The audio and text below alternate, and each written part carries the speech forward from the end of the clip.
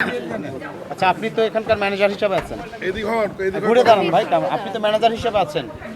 আপনার এখানে তো দেখেছেন যে আপনি দেখলেন যে আপনার জমানো পানিতে লার্ভা পাওয়া গেছে।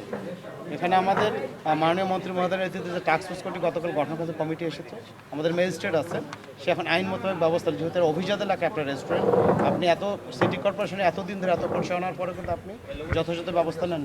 ম্যাজিস্ট্রেট তো তোমার কথা বলো, কোন কোন আইন এখানে লার্ভা পাওয়া গিয়েছে দেখেছেন, তাই না? আপনি তো অপরাধ স্বীকার করছেন যে আপনার অসচেতনতার কারণে আপনি এখানে এভাবে পরিবেশ সৃষ্টি হয়েছে।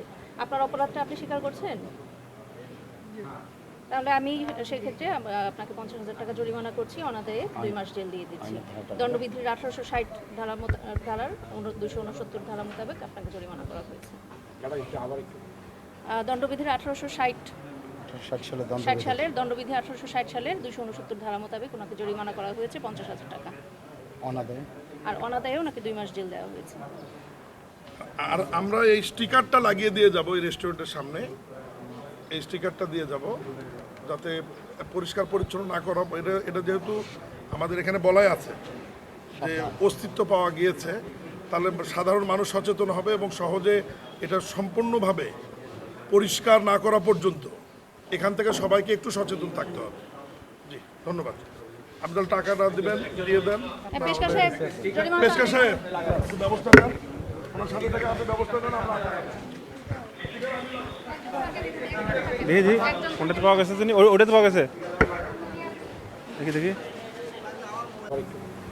দণ্ডবিধির 1860 সালের দণ্ডবিধি 1860 সালের 269 ধারা মোতাবেক ওনাকে জরিমানা করা হয়েছে 50,000 টাকা অনাদায়ে, আর অনাদায়ে ওনাকে 2 মাস জেল দেওয়া হয়েছে।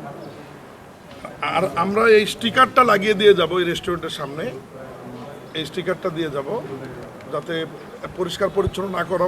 এটা যেহেতু আমাদের এখানে বলাই আছে যে অস্তিত্ব পাওয়া গিয়েছে, তাহলে সাধারণ মানুষ সচেতন হবে এবং সহজে এটা সম্পূর্ণভাবে পরিষ্কার না করা পর্যন্ত এখান থেকে সবাইকে একটু সচেতন থাকতে হবে।